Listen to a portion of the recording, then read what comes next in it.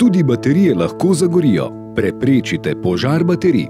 Litij-ionske baterije se nahajajo v mobilnih telefonih, prenosnih in tabličnih računalnikih, igračah, orodju, invalidskih vozičkih, električnih skirojih, kolesih, vozilih in brezpilotnih zrakoplovih, dronih.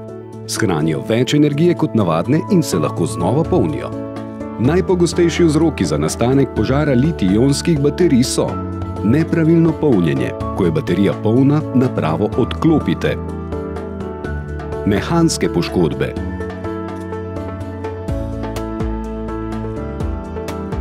Neustrezno shranjevanje.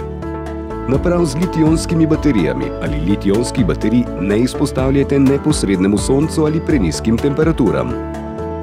Nekakovostni materiali. Tehnične okvare.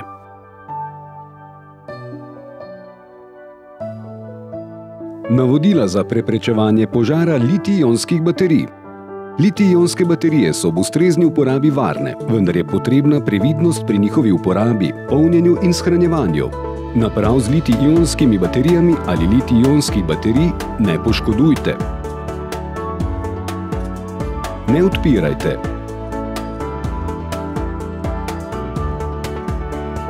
Ne stiskajte.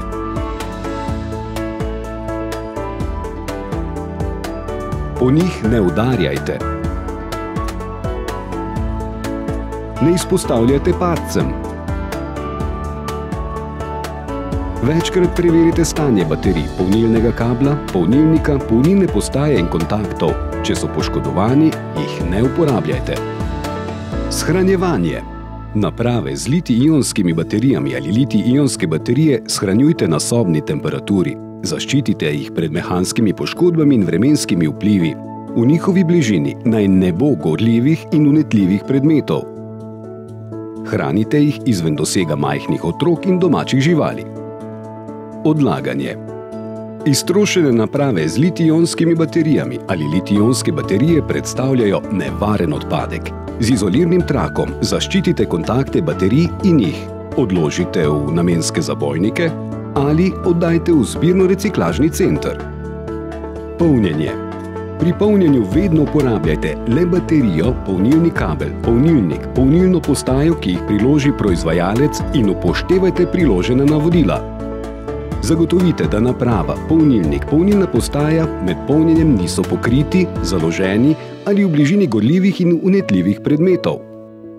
Priporočamo, da v prostorih, kjer polnite naprave z litij-ionskimi baterijami ali litij-ionske baterije, namestite javljalnik dima.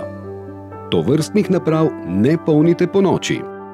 Polnite jih le, ko ste prisotni v prostoru in jih med polnjenjem tudi večkrat preverite.